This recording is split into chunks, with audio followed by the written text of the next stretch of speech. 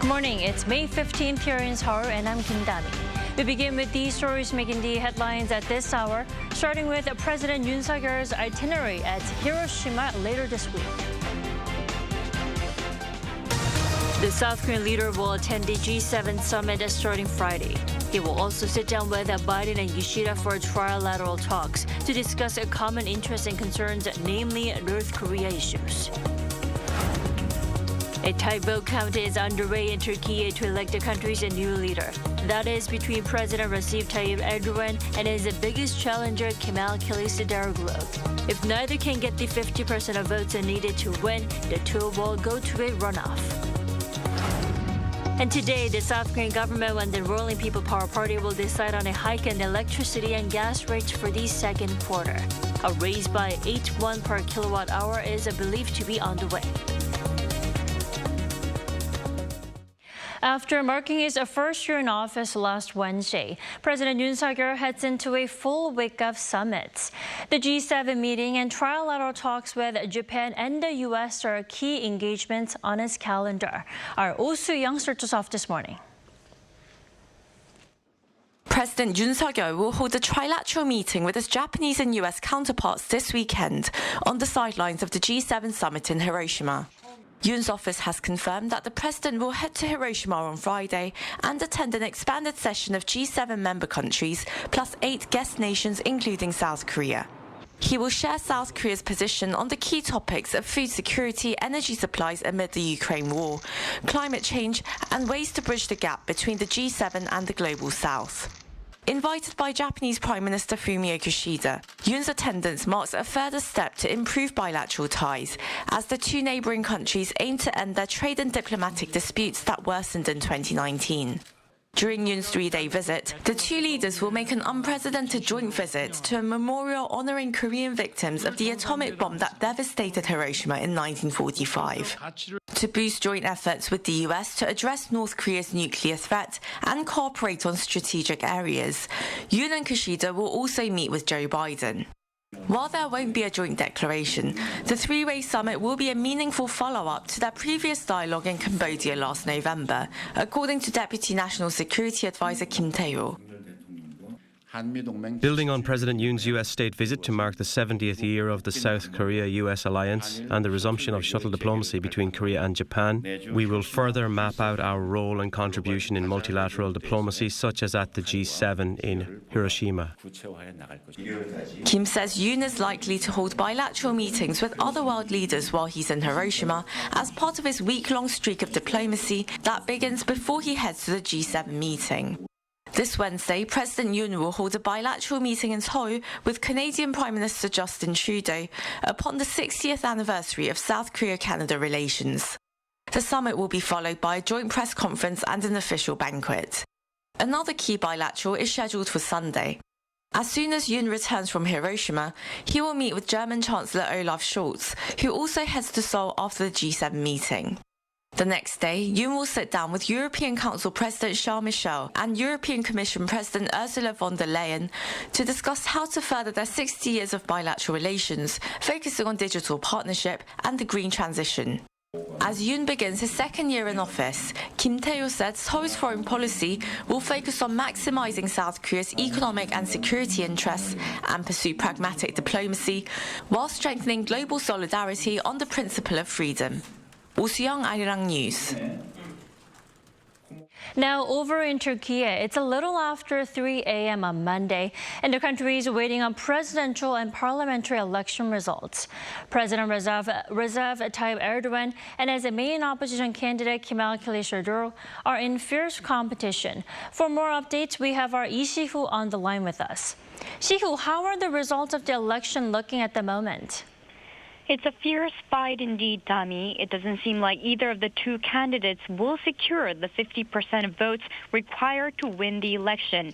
According to preliminary election results by the state-run Anadolu News Agency, based on 95% of the votes counted, Erdogan had 49.52% of votes compared to 44.76% for rival candidate Kılıçdaroğlu.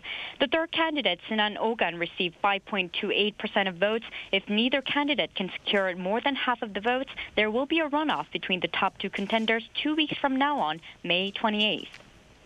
Now, the race poses the biggest challenge yet to Turkey's strongman leader Erdogan. Now, Shihu, please give us some background on Erdogan.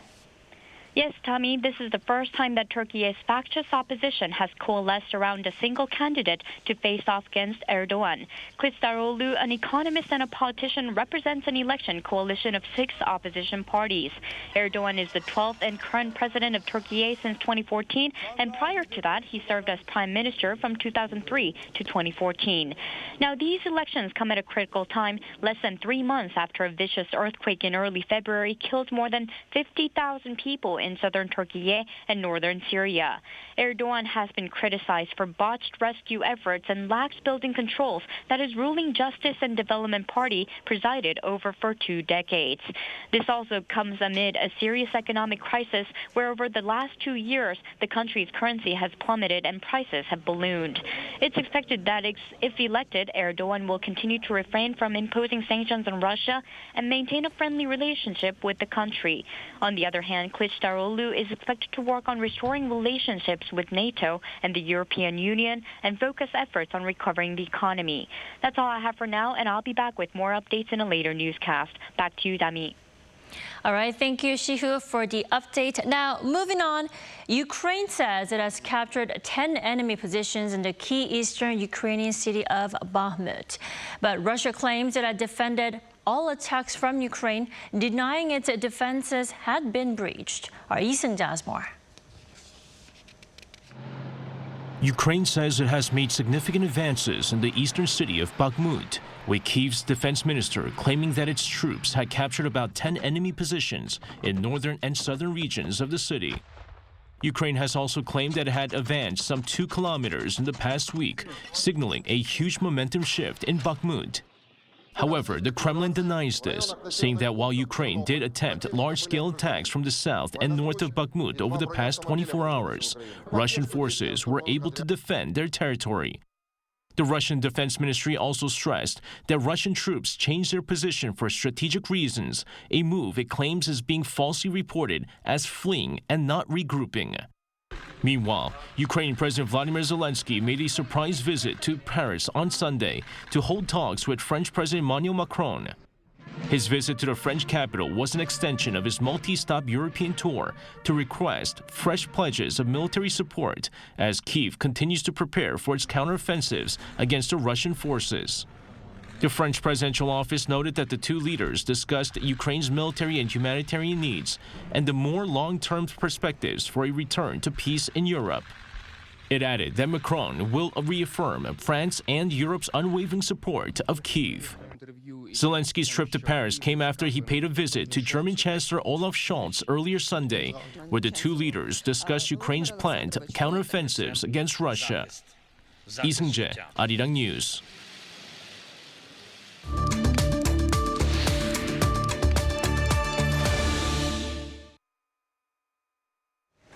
South Korea lifted the mandatory 7-day self-quarantine last week, removing the one last virus measure and officially acknowledging that COVID-19 has become endemic.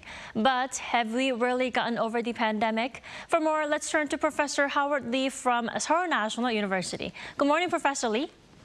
Thank you for having me back. Thanks for joining us. Is it correct to say that COVID-19 is endemic? I mean, can we really say the pandemic is over? Yes, the recent decision by the Korean government that we have entered into an endemic was motivated mainly by the WHO's declaration that the global emergency status for COVID-19 has been brought to an end. In fact, the pandemic has been on downward trend for more than a year. Not only that, population immunity has increased from both vaccination and infection. At the same time, COVID-19 mortality rates have been well controlled at lower than 0.1% in South Korea. And this resulted in the ease of overpressure on healthcare systems. With all those observations and findings, I think it is okay to say that South Korea is certainly transitioning from pandemic to endemic for COVID-19. However, This is not to say that the pandemic is over. The virus is still here, and we have to live with it. That's what an endemic is all about. Right. Now, the thing is, there are still many people who feel kind of hesitant to take off masks in public places, including myself. Then how long do you think it will take for the world to feel completely safe from the virus, or are we there yet? Well, that's $1 million question. Nobody knows how long it will take before we can go back to the pre-pandemic normal. We may not return to life as we knew it before COVID-19 because the pandemic has changed so many aspects of our lives. The virus also has left a deep scar on our attitude to infectious diseases, which needs quite a time to heal. Let me give you an example. As you said, although the indoor face mask mandate has been removed several months ago, people are still wearing masks because many still don't feel safe enough to get rid of the mask. Additionally, many COVID-19 patients are still suffering from long COVID symptoms affecting almost every single organ and system in the body. Therefore, I'd like to say that it will take long for the world to feel safe again from the coronavirus, yet I don't know how long it will be. Right. We'll have to keep watching how the virus develops or goes away completely. Now, the virus level has been lowered, the alert level has been lowered. Does that mean the number of new virus cases will not go up? As you said, the crisis level for COVID-19 nationwide has been changed from serious to alert in South Korea. That means almost all bans will be lifted in South Korea sooner or later, including mandatory isolation for 7 days. However, this does not necessarily mean that the number of new COVID-19 cases will not go up again as you asked. For example, you may recall the daily tallies last week went up over 20,000 just before the government lowered the national crisis level. Of course, this was mainly due to day-to-day fluctuation, so we don't need to worry too much about it. That said, what this tells us is that the daily new virus cases can go up anytime, particularly when a new subvariant emerges. However, we are not what we used to be 3 years ago. In other words, we now have many tools to fight against the virus. So even if the case would have gone up, no need to panic. That's good to hear. Now, we've come a long way, more than 3 years, right? Then what tasks or challenges are we now left with after all that 3 years of the pandemic, Professor? First and foremost, we have to look back. What we did right, what we did wrong, and what we do differently if we could do it again. In the first phase of the pandemic, South Korea performed quarantine and other preventive measures relatively well. However, in the middle of the pandemic, the glory in the previous stage was overshadowed and discolored by political agenda and unscientific myths. Some promoted even by the government, implicitly and explicitly. Late and bumpy introduction of vaccines is one example. We also have to continue investing to develop vaccines and therapeutics against emerging infections, most of which we do not know what they are and when they become apparent and threatening us. Therefore, this has to be approached from the perspective of public preparedness for whatever is uncertain but clear to come back again. In other words, we have to set the country ready for any upcoming pandemic by continuously investing in the healthcare system and healthcare manpower. When it comes to COVID-19 again, we have to get vaccinated every year probably because we live in an endemic, particularly those who are vulnerable to serious diseases. Right. It's always good to be prepared, whether it's against the virus or anything in any occasion, right? Sure, absolutely. All right. Professor Lee, thank you so much for joining us this morning. Thank you again.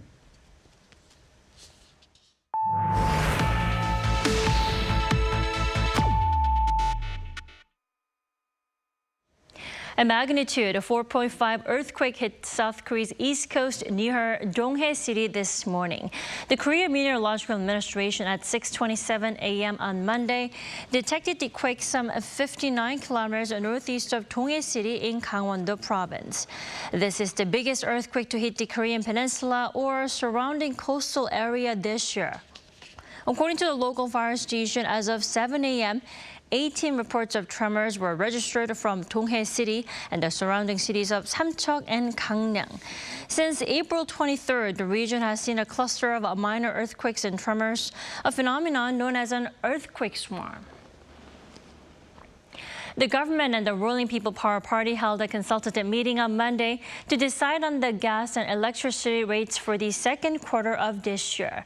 While the government will announce the rate hike later in the day, the ruling party announced a set of financial assistance packages will be provided for vulnerable people to cushion the burden. The government is likely to raise the electricity rates by 8 won per kilowatt hour, which is higher than the expected 7 won increase. The increase also comes as the government raised electricity rates for the first quarter by more than 13 won, the sharpest hike in about 4 decades, and a bit to help state-run KEPCO narrow its losses. Meanwhile, the two sides are also expected to raise gas rates 1 to 2 won per megajoule. South Korea's Hadong County brews Korean tea for the world, including the green tea for the Starbucks headquarters in the U.S. The home to green tea is hosting 2023 World Tea Expo Hadong. Our Choi Soo-hyung has this story. The aroma of fresh tea washes over visitors at the 2023 World Tea Expo Hadong. The expo is running until June 3rd at Hadong World Tea Museum in Hadong County in Gyeongsang-namdo Province. This year's Tea Expo, which was postponed for last year due to COVID-19, is organized around several experience zones. Visitors can taste a variety of teas at the spacious plaza in front of the World Tea Museum. Hadong tea is especially famous for ujeon, the highest grade tea made from the youngest leaves harvested in early April. It's a great opportunity to wash away your tiredness with a smooth and fragrant cup of tea. The Global Tea Experience Zone is also not to be missed. Visitors can enjoy the tea etiquette of various countries, including Korea's traditional tea ceremony.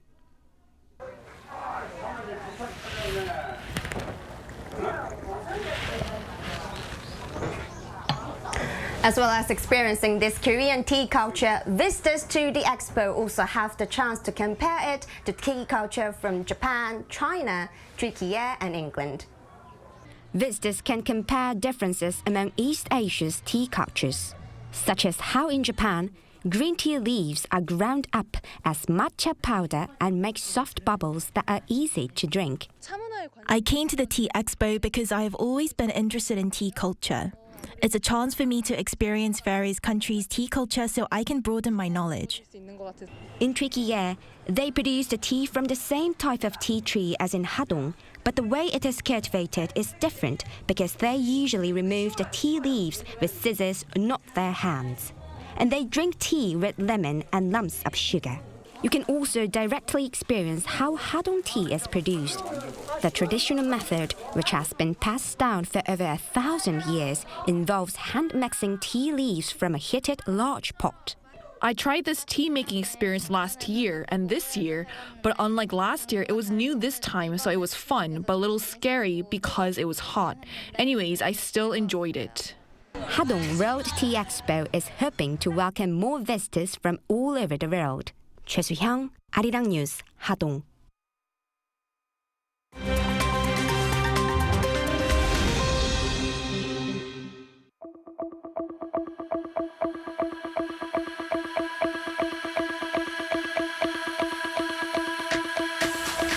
Good morning, I'm Matthew Ashley, and we now turn over to stories from around the world.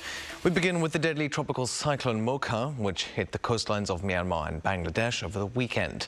Myanmar's west coast was the worst hit. The Category 5 cyclone hit the Bay of Bengal on Sunday, leaving 5 people dead in Myanmar. Cyclone Mocha brought with it wind speeds of up to 200 kilometers per hour. It took out power lines, brought down a communications tower and blew off roofs. It has also caused landslides and floods. Authorities in both countries managed to evacuate about 400,000 people from at-risk low-lying areas before the storm arrived. The storm also destroyed over 1,300 bamboo shelters in the city of Cox's Bazar in Bangladesh, the site of the world's largest refugee camp. This comes 2 months after a fire there left 12,000 Rohingya refugees without shelter. The storm is set to reduce in strength over northern Myanmar from Monday night. Now, turning our attention to Thailand, the general elections there on Sunday saw opposition parties surge ahead in the polls. Results show the move forward and pro-Thai parties as well are well ahead of the incumbent Prime Minister Prayut Chan-o-cha's United Thai Nation Party. The retired army general came to power in a military coup in 2014. Up for grabs in this election were 500 seats in Thailand's lower house of parliament. And with most of the votes counted, Move Forward is leading, followed by Pheu Thai. Although parties are expected to discuss a coalition, a majority coalition might still not be enough to govern. This is because the next government and prime minister is chosen by a 250-seat Senate, all of whom were appointed by military coup leaders. Now, Sweden's Loreen has been crowned the winner of Eurovision 2023. The 39-year-old beat out competition from 25 other countries with her song Tattoo in the final of the contest in Liverpool on Saturday. It was Loreen's second time winning the contest, having first taken the title in 2012 with the song Euphoria. She is only the second person to have won Eurovision twice and becomes the first woman to do so. The win means that Sweden will host next year's Eurovision. Second place was taken by Finland's Karja with Cha Cha Cha, followed by Noah Kirel from Israel with Unicorn. The 67th edition of the competition was moved to the UK from Ukraine due to the ongoing conflict there. And finally, a man from Florida has broken the record for the longest time spent living underwater without depressurization. Joseph DiTuri, who also goes by Dr. Deep Sea, set the new best of 74 days on Sunday in an undersea lodge located 9 meters below the surface in Key Largo in Florida. The lodge does not use technology to adjust for increased underwater pressure, unlike a submarine. DiTuri's accomplishment beats the previous record of 73 days, 2 hours and 34 minutes, set in 2014 at the same location. But Dr. Deep Sea is not done yet. He plans to stay until June 9th, which will see him reach 100 days as part of a research project dubbed Project Neptune 100. Just take a quick nap.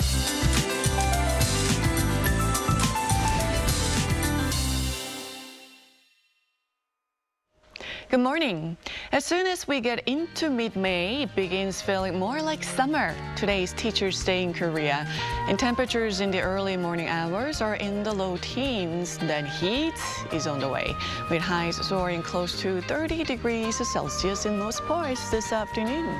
We also need to be cautious in the sun during the day. Full sunshine nationwide will boost UV rays to high to very high levels after lunch. Ozone levels will be high as well. Let's try to walk, bike, carpool, or use public transportation to reduce ozone levels. Meanwhile, air quality is bad this morning in Busan and all day in Ulsan. T-shirt and shorts weather this afternoon with highs easily surpassing 25 this afternoon, going a couple of degrees higher than Sunday. Now, summer-like heat is sticking around through tomorrow with an expected high of 30 degrees Celsius here in Seoul. Now, that's Korea for you. Here's a look at the international weather conditions.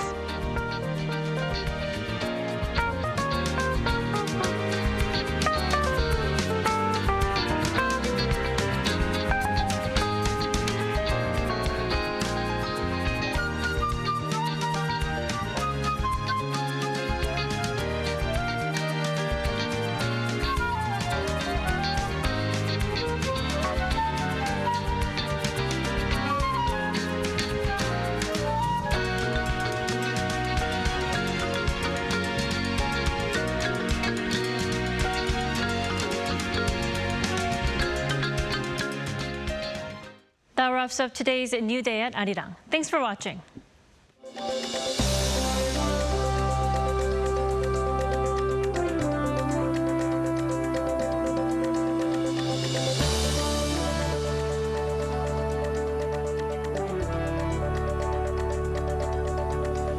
I'm live!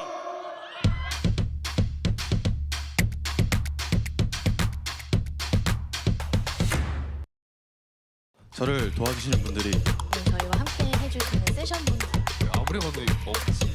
텐션 같은데 아니라고 아무도 안 하는 거고.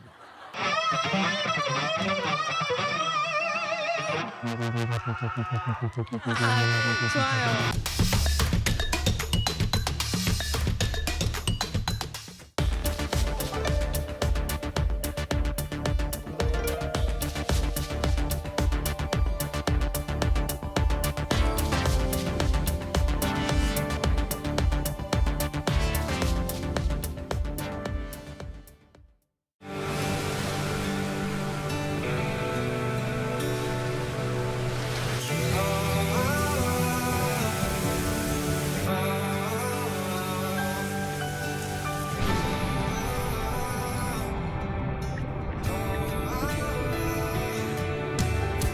Busan, Korea is already reaching the entire world.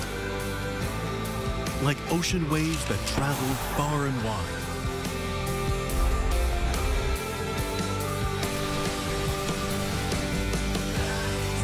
It's Busan, the perfect World Expo city.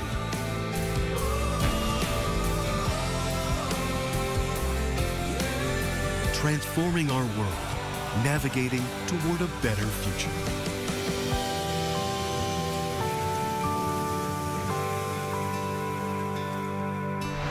World Expo 2030, Busan, Korea.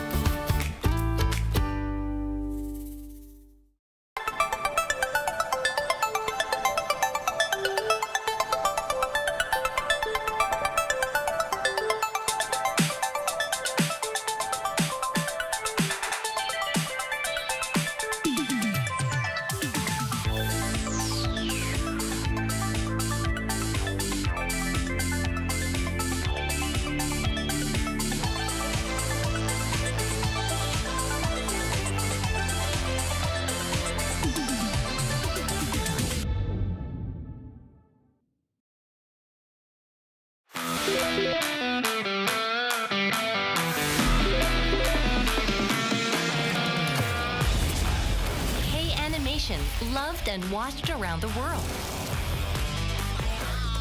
We want to make more animations to reach more children. Traveling time and space. Developing adventure and curiosity.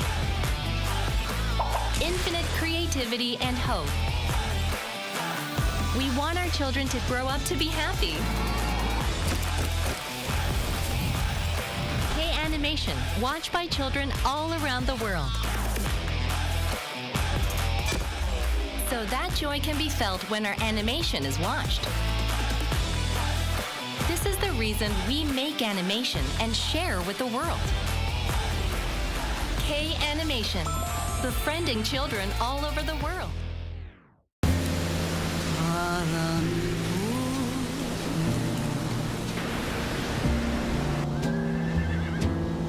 춥지 않은가요? 처음 태어난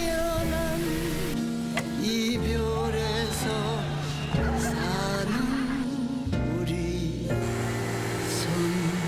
손잡아요.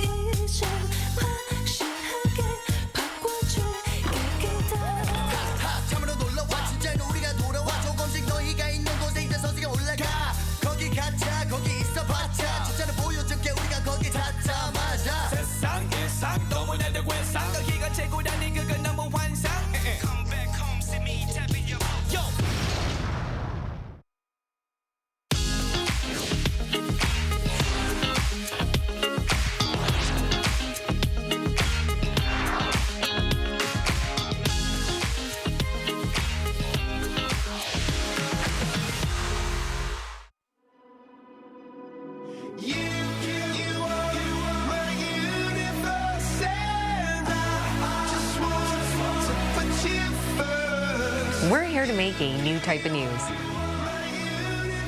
New insights, new styles, and new topics every day. We are News Generation.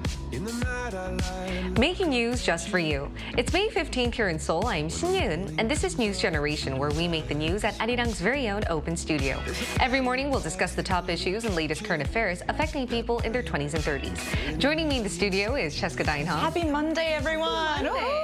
And Park Ki-hoon. Thank you for having me. All right. Now, both are here to speak on behalf of people in their 20s and 30s. As usual, let's start with our news feed, which covers different hashtags and news items that have been trending on social media over the past 24 hours. Now, last Friday, a court in Montenegro agreed to release Tokwon and his former chief financial officer on bail worth around $440,000 each. The two men will be under surveillance by police and prohibited from leaving their apartment. The U.S. and Korea are still waiting for the two, as they have requested Tokwon's extradition. Back in May last year, Kwon and his aide were charged over manipulating the market and scamming investors through their crypto enterprise, Terraform Labs. Now, on Friday, a fire broke out at South Korea's biggest theme park, Everland.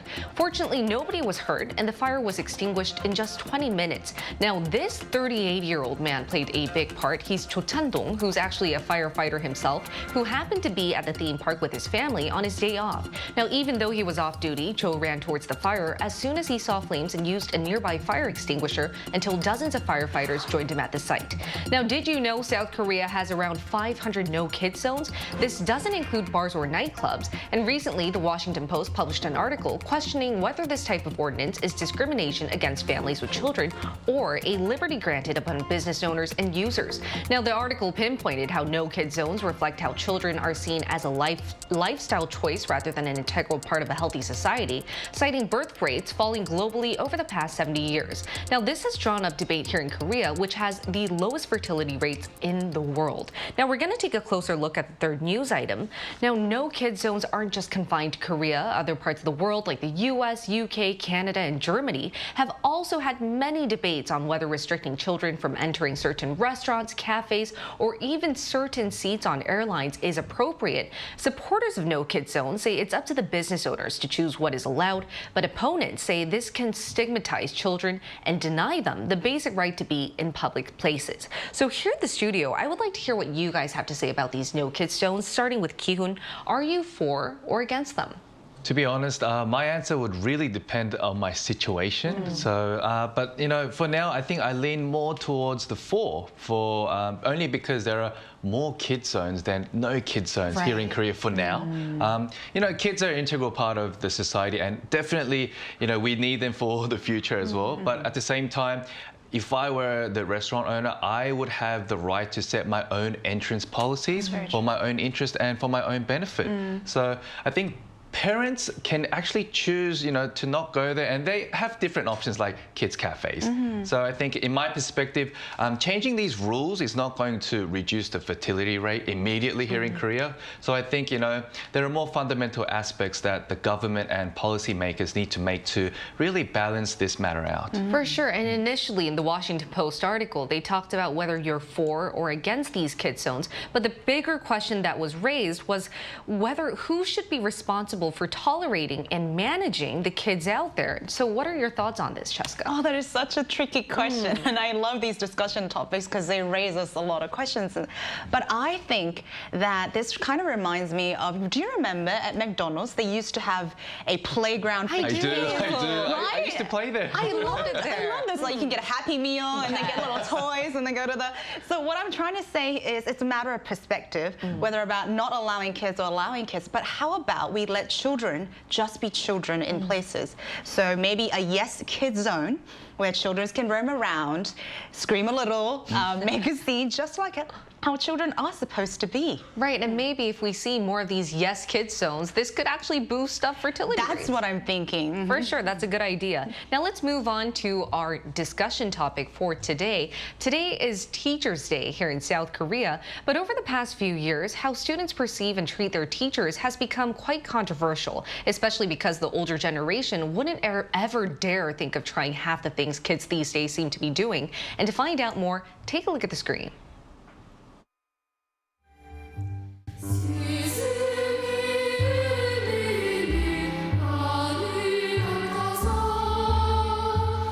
These few verses might be familiar to baby boomers and Gen X in Korea. It's part of the once well-known and taught teacher appreciation song sung by students on Teachers' Day. Nowadays, though, kids don't learn the song at school or are required to sing it.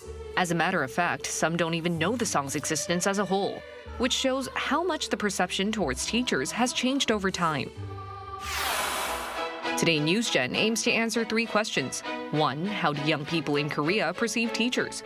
2. A lot of older people chastise the younger generations for not showing as much respect towards teachers as they did. Is this true? Do kids these days go over the line at school? 3. This seems to be the case in other parts of the world. How are other countries trying to better protect and promote respect for teachers? Now, May 15th is Teachers' Day here in Korea. And Cheska, why don't you tell us what this day means and how we celebrate it here in the country? Yes, today is Teachers' Day, and it is nationally recognized and celebrated right here in South Korea. It is actually derived from the birthday of King Sejong. Really? Yes, I did not know that. He is the founder of South Korean characters we use today, and one of the nominally great kings of our 5,000-year South Korea history. And he's regarded as, quote, the teacher of all Koreans. And much like we do for Parents' Day, we adorn our teachers, professors, and mentors with carnation flowers. And yes, you've got to help me out here. I know you remember this song. So in Korea, we sing this song in elementary school. We do. Are you ready? I'm ready. Okay, ready? 스승의 은혜는 하늘 같아서 우러러 볼수록 높아만 주네. Hey, we nailed it. We actually nailed it. I can't believe we still remember. I think I did my job for the today. I think I'm ready to go home. All right. And the song kind of ends up with, you know, we're so grateful for our teachers' love and guidance. Yes. The lyrics is very touching, but it kind of puts the teacher on a bit of pedestal. So there have been a lot of talks about that as well. For sure. But actually, we're seeing fewer people want to become teachers nowadays, mainly because of how students perceive and treat them. And just yesterday, the Korean Federation of Teachers Association surveyed roughly 7,000 teachers, and only 2 out of 10 of them said they were satisfied with where they are, and mainly because most felt powerless and didn't have enough protection to rightfully guide or restrict students from misbehaving. In other words, teachers seem to have lost a lot of their so-called authority in the classroom. So why don't you, Cheska, tell us more about this situation? Sure, and it seems to be the case, and it's disheartening to hear, given that I've had many great teachers who taught me certain things and I respected them. But it seems to be the case, and if we take a look at the screen, we can see how much teachers go through on a daily basis. So this data shows that more than 60% of teachers go through at least one case of a student misbehaving or acting out in the classroom every day of the school week. 6 out of 10 have that experience. Wow. Okay. And there have been numerous reports of blatantly rude and vulgar comments about teachers, you know, being spreading on social media now that everyone is able to post things. And filming everything their teachers do, That's a great comment. And if we take a look at this video, there is a shocking incident that happened where a middle school student, shirtless, lying down on the podium, recording the female teacher during the class, which was uploaded on TikTok for everyone to see. And, you know, and the shirtless student over there just in class. In classroom, during a classroom while teacher's teaching in front. And all of these kind of raise important questions on what the proper dynamic should be between teachers and students in schools. You know, I don't know about you, Kyun. When I saw this video, this was actually a video right there. We have screenshots. But when I saw it, I was quite enraged because you can never imagine seeing that in the classroom, right? Now, I would like to ask you guys then, what do you guys think of teachers losing their so-called authority or power? I mean, just as I mentioned before, I was enraged because I could never imagine that in the classrooms I've been in the past. What about you? Well, I mean, compared to the past, teachers' roles and authority in public education has dropped significantly for many different factors. One, teachers not being able to scold their students physically and verbally. The increase in importance of, like in private education, where parents put more focus and investment for the, I guess, success of their children to enter, you know, more competitive universities. And obviously this caused more teachers to, I guess, pursue a teaching career in the private sector rather than the public education. And obviously declining fertility rate meant less students in classrooms, thus less support from governments, weakening the workforce in public education. So I think these factors all play a big part in the loss of power and authority of teachers in classrooms, and also the socio-economic stance of Korea, where it's changed so much that the success of a student just purely depends on their grades, and rather than having, you know, discipline and really showing proper respect to their teachers. So I think it's a social matter as well. That's a very good point. The hyper-competitive society has actually urged students to feel like their grades matter more than how disciplined they are. Definitely. Do you have anything to add on to this question? Before we go on, I find it very interesting that we use the word, quote, authority when we describe this power dynamic between students and teachers, because I think it's a very Confucius culture that we have of respecting our mentors that guided us. And I was educated in the States, and even if I go back now, I probably wouldn't say that they have any authoritative right to rule over me or punish me physically, or even say, you know, words that might be disrespectful, even though I respect them as teachers. Yeah, it's relatively a Korean concept, I think, calling teachers having the so-called authority. I think globally it should be recognized as having more respect, right? Exactly. For sure. And there have been various researches on why this has happened in South Korea, and half of the respondents actually said that it's probably because of the improper balance between the rights of the students and that of teachers. But I think we all agree that every right comes with responsibility. For sure. And as we have seen in the high school violence and bullying cases, there have been incidents when the students and parents had to speak up because of the lack of involvement in schools. However, if the students want to demand more rights, then they should also show their responsibilities and respect towards teachers, and of course, vice versa. And disrespecting teachers has become a serious issue globally. Just recently, last month, we've seen a very controversial video on TikTok go viral. An American singer-songwriter, Meghan Trainor, actually used the words F teachers in a very heated discussion on her podcast. And this was referring to how some teachers in the past bullied her. But then she later apologized for generalizing all teachers who are, you know, out there to take care of us. And she said that they have the hardest jobs in the world. Most are underpaid. You know, and on that note, that's what's happening in the United States. But as a person who's lived most of his life abroad in Australia, tell us how the disrespecting teacher situation is like. I think, you know, it's pretty much the same in all countries.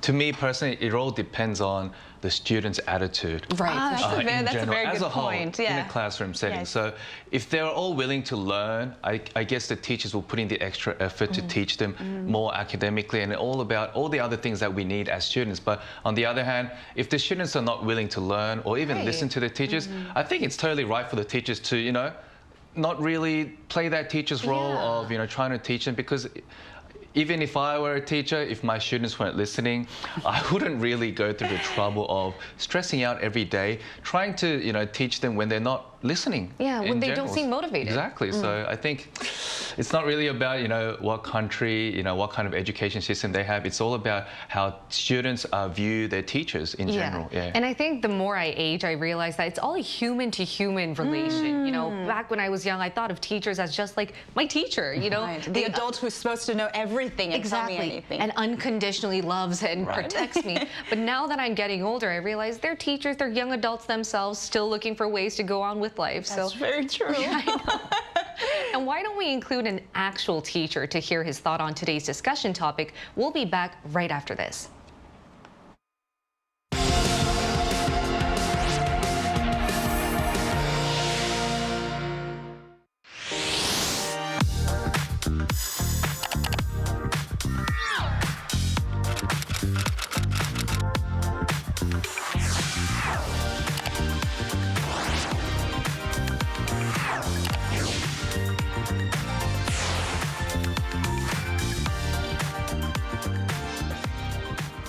We're now going to include a high school math teacher in our discussion to find out what he has to say on teachers losing more of their power or so-called respect and authority in the classroom.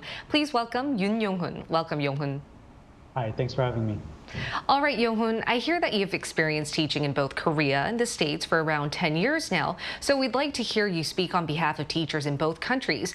Do you think teachers in the States have lost their respect as much as Korean teachers have done, and has this gotten worse over time? It's hard to make a direct comparison, but the teachers in the U.S. have definitely lost their authority and respect in slightly different ways, I would say. There's a famous two-cut cartoon that compares parent-teacher conference in 1960 and 2010. In both cuts, the parents are yelling, "These grades are terrible," and in the 1961, they're yelling to the kid, the student, and in the 2010 one, they're yelling to the teacher. So similar to Korea, accountability for grades, learning, and even behavior integrity have fallen on the shoulders of teachers in the U.S. Now, this responsibility is doubled with low pay, as some of you mentioned, and so they have to get a second job, and while having to pay for classroom materials out of their own pocket sometimes. And what seems to happen for me when I see it, when they have all these hats and responsibilities and moving parts, if they do not perform well, teachers are criticized as and undermined as incompetent, and then the cycle repeats.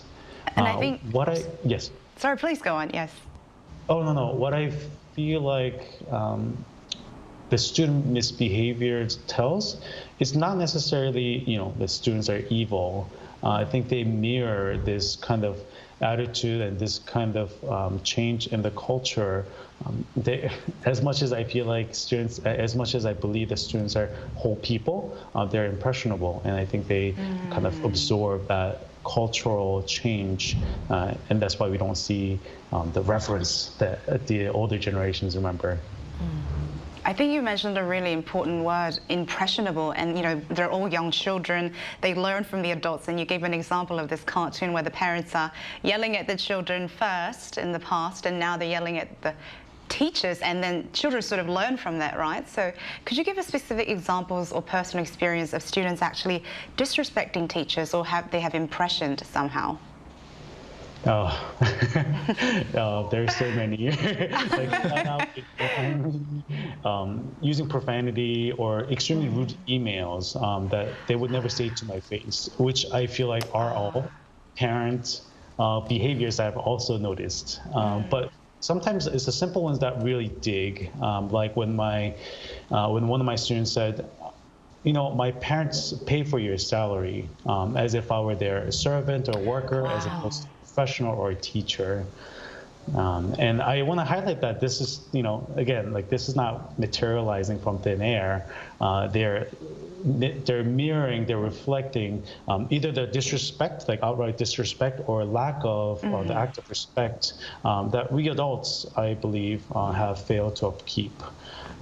So I feel like that's more of the thing. And when I hear from my colleagues, they seem to have a lot harder time feeling respected by the administration and parent community, the adults, than students. They understand if students misbehave, they're students, they're impressionable, they're growing, But I think it's really hard for at least U.S. teachers, from what I hear, when they feel like they're not treated as adults, or even adults as, sometimes.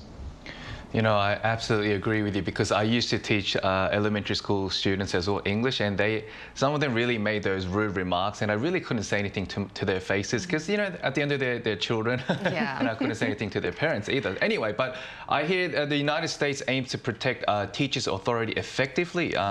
What are some measures taking in place right now? So what I'm hearing is that for disrespect and violence, even against teachers by students, I'm hearing that the court system will be more strict. I don't know how that's going to work out. And there are programs that require schools to look into restorative justice practices, which promote healthier, more meaningful discipline. But honestly, my colleagues and I don't and I've been asking. I've been asking this question for myself too, and my colleagues. We don't really see particularly meaningful measures that are in place that's protecting teachers' authority. But honestly, I don't know if what teachers need is a bigger stick to keep students in line or to protect ourselves. I think we need to feel respected and trusted by the adults in the community, particularly administrators and the parents. And this could involve listening to teacher inputs when there are decisions being made, or maybe listening to the demands, or actually listening to the demands of the teacher unions when they feel like their voices need to be heard, instead of prioritizing budget or appearance. For sure, because the apple doesn't fall too far away from the tree. It's all based on what we young adults do to better change the perspective. Thank you so much, Yong-hoon, and happy Teachers Day. Thank you. Thanks for having me. Thank you. Now we're going to swiftly move on to what our viewers had to say based on today's discussion topic, and we asked them about how students treat teachers in their country. Palika Peto said in our country, teachers are treated like our friends. They would rather tell us to call them big brother or sister instead of calling them sir or madam. Now Benny said, our teachers in my country, the Philippines, sometimes feel surprised or shocked because they want to change their salaries and workload sometimes. Tiras Bell says teachers here in the States are severely underpaid, especially kindergarten to grade 12 teachers, and conditions are deteriorating. There were several times when my teachers went on strike due to some of these conditions. It's sad because a lot of teachers truly care about their students, but they're not shown the respect that they deserve. So based on what our viewers had to say and what Yong-hoon told us, what do you guys think is the best way to deal with teachers losing their respect in the classroom? I really want to thank Mr. Yoon today for speaking, because I actually learned something. I thought it was about this improper balance between student rights or student responsibility and teachers, but he actually said we don't need a bigger stick. It's about how the adults treat adults that kids learn from. For sure. So it actually made me think again and say it's more about how parents treat teachers, or how teachers, interact with parents. That is probably more important than educating students on this level. For sure. What about you, Ki-hoon? Me too. I think there needs to be a better communication channel between teachers, parents, and students. So that would really alleviate these kind of issues that are arising right now. So a bit more communication, and like you said, like between adults, not treating teachers like slaves or servants, to their children. So I think if these kind of things change, there could be better future. And in light of Teachers Day, we hope that news generation could, pave the way for that type of behavior to happen. And all right, we'll wrap up here now. And we'll be here every day from 9:30 to 10 a.m. Korea time, bringing you more topics young people are talking about. Special thanks to Cheska Dainhong. The pleasure's all mine. Thank you. Park Ki-hoon. It's my pleasure. All right, and thank you everyone for watching. We'll see you tomorrow. We are News Generation.